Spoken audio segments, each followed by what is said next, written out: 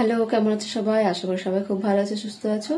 আমি চলে এসেছি রান্নাঘরে। রান্নাঘরে কেন এসেছি সেটা তোমাদেরকে দেখিয়ে দিচ্ছি, চলো। এই যে এখানে দেখো চিকেন আনা আছে। দাঁড়াও, চিকেনটা একটু খুলে নিই। চিকেনটা খুলে নিয়েছি, এবার ভেজে নিই। এখানে দেখো বোনলেস চিকেন নিয়ে নিয়েছি, 250 চিকেন আছে। দোকানে বলা হয়েছিল চিলি চিকেন করব, তাই জন্য এখানে এরকম ভাবে ছোট ছোট করে পিস করে দিয়েছে। তো আমি এটাকে এখন চিকেনটাকে ভালো করে ধুয়ে নিই, তারপরে চলো আসছি। তো এইবার হচ্ছে মেশানোর পালা। চিকেনটা আমি ঢেকে রেখেছিলাম, কারণ সমস্ত কিছু উপকরণ আমাকে নিয়ে আসতে হয়েছিল। তো প্রথমে দিয়ে দিচ্ছি, দেখো গোলমরিচের গুঁড়ো করে রেখেছি, সেই গোলমরিচের গুঁড়োটা দিয়ে দিলাম। আর এখানে দেখো লেবু দিচ্ছি। আমার কাছে যেহেতু ভিনিগার নেই, সেই জন্য আমি লেবুটা দিচ্ছি। ভিনিগারটাই দিতে হয় কিন্তু এই চিলি চিকেনে। তো তোমাদের কাছে যদি ভিনিগার থাকে তাহলে দেবে, আর যদি না থাকে আমার মতন, তাহলে কিন্তু এই লেবু চিপে কাজ চালিয়ে নেবে। তো এখানে লেবু দিয়ে দিলাম। এখানে দিয়ে দিচ্ছি সয়া সস, তারপর দিয়ে দেব চিলি সস, এরপর দিয়ে দিচ্ছি টমেটো সস। পর এখানে দিয়ে দিচ্ছি সামান্য লবণ। অল্প লবণ দিচ্ছি, কারণ হচ্ছে সয়া সস দেওয়া আছে, সেই জন্য লবণটা বুঝে দিলাম, কারণ হচ্ছে সয়া সসে লবণ থাকে। আর এখানে দিয়ে দিচ্ছি একটু সামান্য লঙ্কার গুঁড়ো। কাশ্মীরি রেড চিলি ব্যবহার করলে বেশি ভালো হয়। দিয়ে দেব আদা রসুনের পেস্ট। আদার ভাগটা কম, রসুনের ভাগটা বেশি দিয়েছি, কারণ এই চিকেনে কিন্তু রসুনটাই বেশি যায়। আর এখানে দুটো ডিম আছে, এটা ফাটিয়ে নিয়ে দিয়ে দিচ্ছি এর মধ্যে। দুটো ডিম দিয়ে দিলাম ফাটিয়ে। এরপর এর মধ্যে আমি কিন্তু কর্নফ্লাওয়ার দিয়ে দেব। কর্নফ্লাওয়ার দিয়ে দিয়েছি। এবার এটাকে আমি যা যা উপকরণ দিয়েছিলাম সবটা এবার ভালোভাবে মিশিয়ে নেব, ভালোভাবে মাখিয়ে নিতে হবে। তো এটা দেখো সমস্ত রকম উপকরণ দিয়ে ভালোভাবে মিশিয়ে নিয়েছি। কর্নফ্লাওয়ারে যেন কোনো রকম দানা দানা না থাকে সেরকম ভাবে মিশিয়ে নিতে হবে। তো আমার কাছে কিন্তু কোনো রকম কর্নফ্লাওয়ারের কোনো গোটা নেই, ভালোভাবে মেশানো হয়ে গেছে।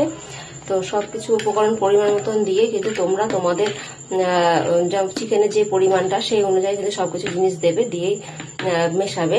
তো আমার এটা একদম এখন মেশানো হয়ে গেছে। এবার এটাকে আমি না রেস্টে দেবো, ঢেকে দেবো, এরকম ভাবে চাপা দিয়ে ঢেকে দিলাম। এটা খানিকক্ষণ থাকুক, তারপরে আমার যে বাদবাকি কাজগুলো আছে, আরো কাটাকুটি করতে আছে, সেগুলো আমি কেটে ফেরত আসছি। চলো, রান্নাঘরে চলে এসেছি। আর আমি কড়াই বসে নিয়েছি। এটা হচ্ছে লোহার কড়াই। লোহার কড়াইয়ে আমি ভাজবো চিলি চিকেনটা। তো সমস্ত কিছু কাটাকুটি হয়ে গেছে, জোগাড় করে নিয়েছি। এবার এটা ভাজবো। প্রায় আধ ঘন্টা মতন ম্যারিনেশন করে রেখেছিলাম। এবার এটাকে খুলছি, এই যে এরকম ভাবে আছে। তো এটাকে এখন তেল দিয়ে ভেজে নিচ্ছি। কড়াই দিয়ে দিলাম তেল। এবার এগুলো তেলটা একটু গরম হয়ে যাক, তারপরে তখন আমি এটা ভেজে নেব। কড়াই তেলটা গরম হয়ে গেছে, এবার আমি এক এক করে ছেড়ে দেব।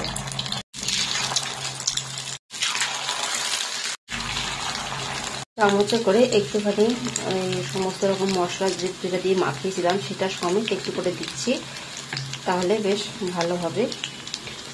এরকম ভাবে আমি এক এক করে ছেড়ে নিলাম। এবার এটা হতে দিতে হবে, একদমই কিন্তু মিডিয়াম আঁচে দিতে হবে, তাহলে কিন্তু জিনিসটা ভালো হবে। না হলে ভেতরটা কাঁচা হয়ে থাকবে আর ওপরটা কিন্তু পুড়ে পুড়ে যাবে। তো আমি কিন্তু একদম গ্যাসটাকে কমিয়ে দিয়ে এটাকে ভেজে নিচ্ছি।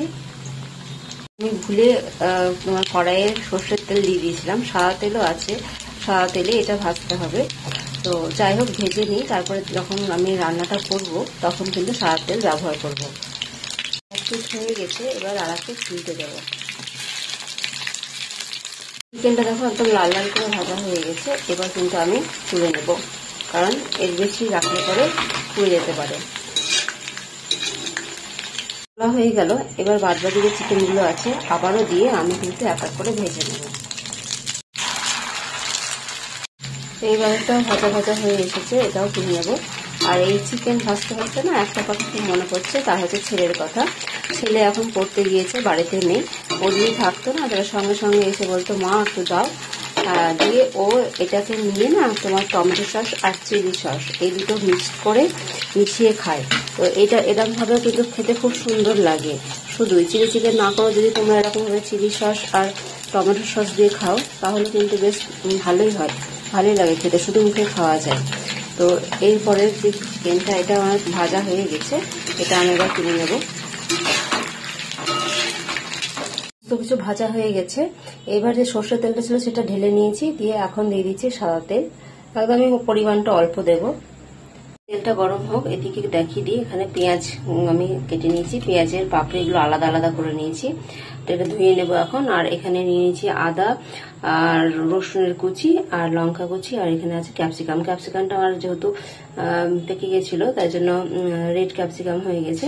তো যাই হোক, এটা দিয়ে আমি এখন করবো। এগুলো সবকিছু ধুয়ে নিই, তারপরে আমি দেখাচ্ছি এগুলোকে।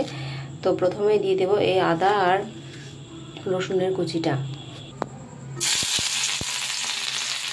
আদা রসুনের কুচিটা দিয়ে দিয়েছি, লঙ্কা কুচিটা। এবার দিয়ে দিলাম ক্যাপসিকামটা। এবার এটা একটু ভালোভাবে নাড়াচাড়া করে নেব। আর এর মধ্যে দিয়ে দিচ্ছি কেটে রাখা পেঁয়াজগুলো, সামান্য দিয়ে দিচ্ছি লবণ, যেহেতু সয়া সস পড়বে। এবার এটা আর কি ভালোভাবে একটু মিশিয়ে নেওয়া। আর এদিকে দেখো 250 চিকেনের এতটা হয়েছে, চিলি চিকেনের। তো ছেলে এসে বলবে যে মা আমার জন্য ভাজা রাখুনি, তাই জন্য তার জন্য একটু কথা তুলে রাখবো। দেখো এগুলো সাথে করা হয়ে গেছে। এবার আর কি যা মশলা লাগে, একটু সয়া সস দিলাম, একটু দিয়ে দেবো চিলি সস, আর পরিমাণ মতন দিয়ে দিচ্ছি টমেটো কেচাপ। এইবার সমস্ত উপকরণকে মিশিয়ে নেওয়া।